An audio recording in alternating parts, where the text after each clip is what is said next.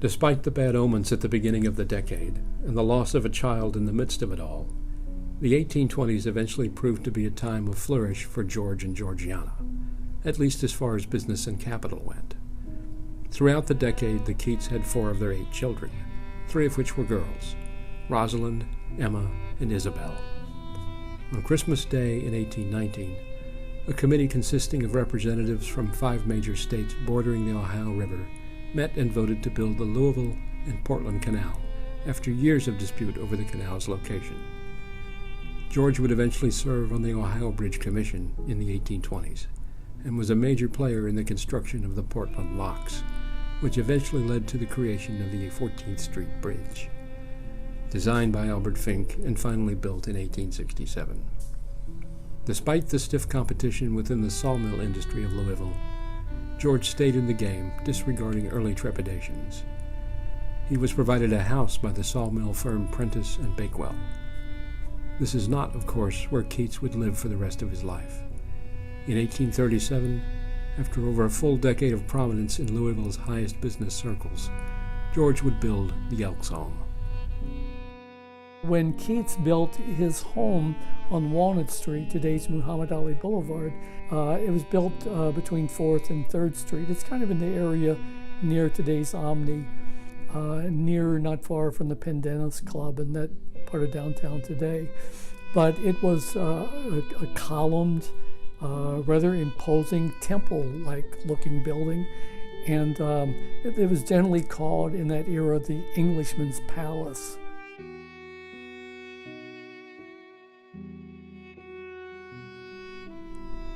The Englishman's Palace was the culmination of George's endeavors in construction, considering his early investments in the building of the Louisville Hotel. Between 1832 and 1841, George was the director and president of the Louisville Hotel Company, a position that granted him much favor. During his tenure as the president of the hotel, Keats shared a variety of other positions locally, namely as the director of the Bank of Kentucky, curator at the Louisville Lyceum, and a trustee on the board for Louisville College, a small school that would later become the University of Louisville. The city itself had finally matured and became something ripe with potential. George's life reflected the city's, but never reached its zenith. In 1841, after having been elected to the city council, the financial panic of 1837 finally caught up with George and his business friends. Keats had to liquidate most of his assets. Before he could restore his finances, he died bankrupt on Christmas Eve from intestinal tuberculosis. Less than 25 weeks before, George had written a letter to friend and religious mentor James Freeman Clark, stating how happy he was, specifically about his daughter Emma's marriage to Philip Speed, the son of prominent Judge John Speed.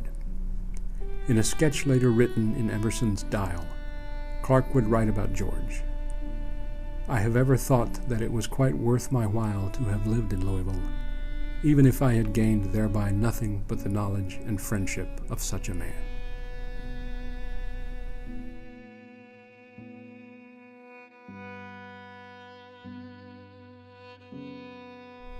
After George's death, the Keats family fractured outward.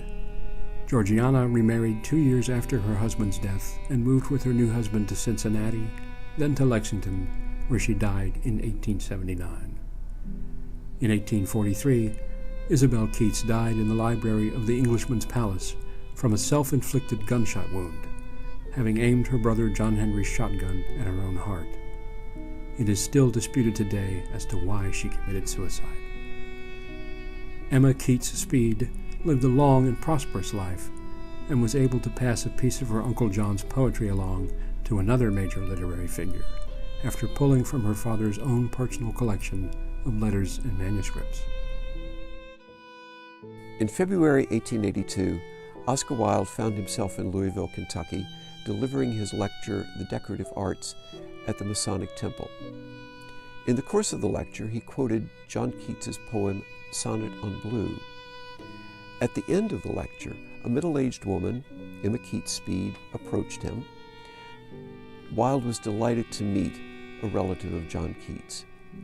Mrs. Speed invited Oscar Wilde to come to her house the next day, which he did. There, she showed him manuscripts that John Keats had sent to her father, showed Oscar a copy of Dante with John Keats's annotations, and a number of other books.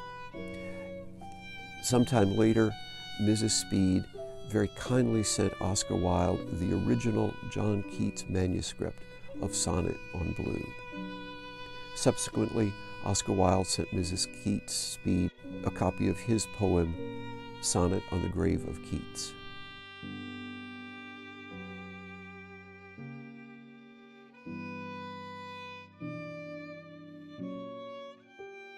Now I direct my eyes into the west, which at this moment is in sunbeams dressed. Why westward turn? 'Twas but to say adieu. 'Twas but to kiss my hand, dear George, to you. John Keats, August 1816.